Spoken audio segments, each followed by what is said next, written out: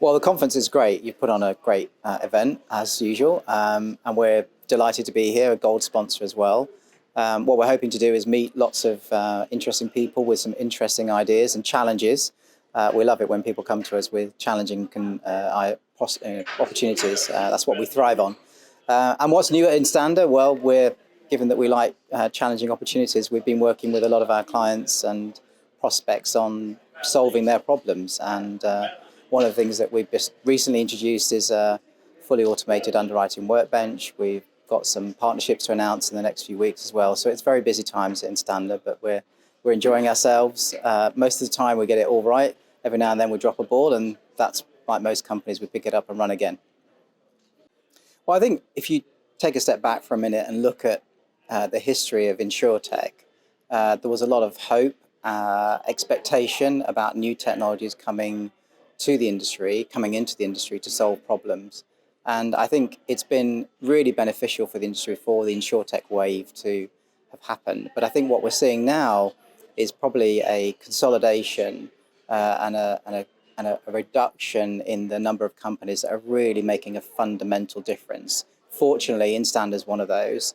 But there are not that many new arrivals in the space that we're in. I think there's a handful of others like us in the world that have been successful. And so I think the space is more limited now because the industry definitely needed some alternatives to the incumbent technology providers. They were too old, they've been there too long, they hadn't innovated enough, they had propositions that I think were out of step with what the industry needed and what particularly customers wanted. So modern platforms like ourselves arrived, presented a different way of working with carriers, much more agile, much faster, much lower cost. And so there's a few of us that have really got traction with those carriers, those MGAs, successfully. So that's been a real benefit of the InsurTech wave. But I don't think there's much room for many more companies like ourselves to come in and play. I think there are plenty of opportunities in other areas of the InsurTech space, and many of them are here today. I'm looking forward to talking to them and potentially partnering with them. Well, you can't really talk about technology in any industry, let alone insurance today, without mentioning AI. So one of the topics that we'll be dealing with on the panel is not just the emergence of AI, but the maturing of AI. And it's such a high interest area. There's a lot of noise, there's a lot of froth, but underneath there are some real substantive benefits that people can gain from AI. But there's a lot of uncertainty too about where it will go in the future, and we'll be exploring that on the panel. So I'm looking forward to that part of the discussion. But at the same time, while we're talking about AI, the realities within insurance is that some MGAs and some brokers and some carriers are still dealing with paper. They're still getting information sent to them on paper. The bordereaux might not come through every month on maybe an Excel format or something even worse.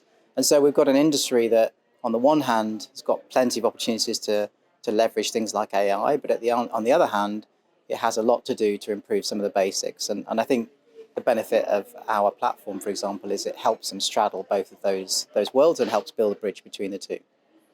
Well, I'm sure those of the audience listening to this after the event will not need me to remind them, but I will anyway.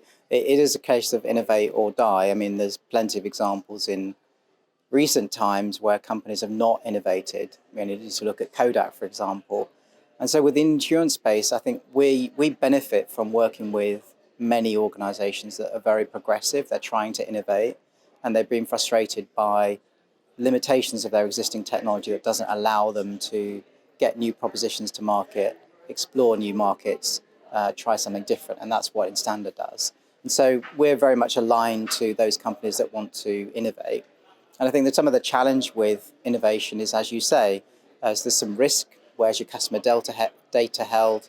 Are you secure, etc.? And I think that's why, back to my earlier point, you need to partner with modern platforms, but modern platforms that are of a scale where they're going to be there tomorrow, they've dealt with the security issues, and they're actually a reliable modern partner to help you innovate in the future.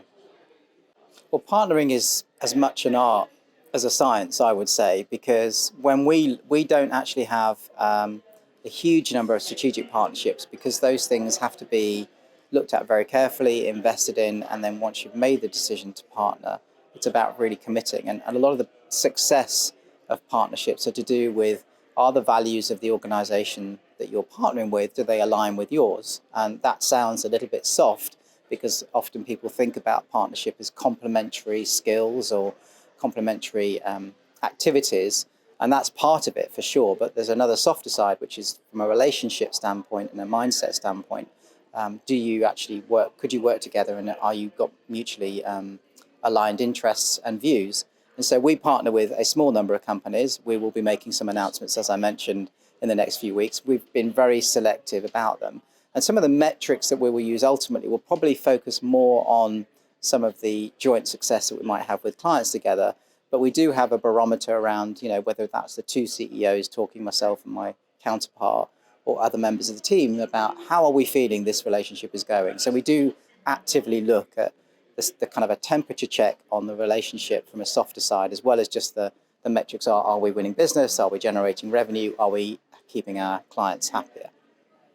Well, we're out. The outlook for Instanda is very bright. We're very excited about the next months and years. We've been fueled through a fundraise last year, so we're investing heavily in our engineering capability, in our R&D, looking to bring new ideas into our platform, and not just, as I said, through the work ourselves, but through some of the partnerships that we have. We're bringing in additional capabilities and skills that our clients will value from. And so we've got a very, very busy schedule ahead of us, and we're hoping that we can continue our growth in the UK, the US, and Japan. Well, I arrived this morning. The stand was up. The meeting event was very busy. I've already had several conversations with people, and I think the atmosphere is very positive. I think most people are engaged in thinking about how could they actually do better with their current things that they have in their company, but how can they partner with companies like Instanda and others to bring more to their customers. And we're really delighted to be involved in those discussions, and that will continue through the rest of the day, I'm sure.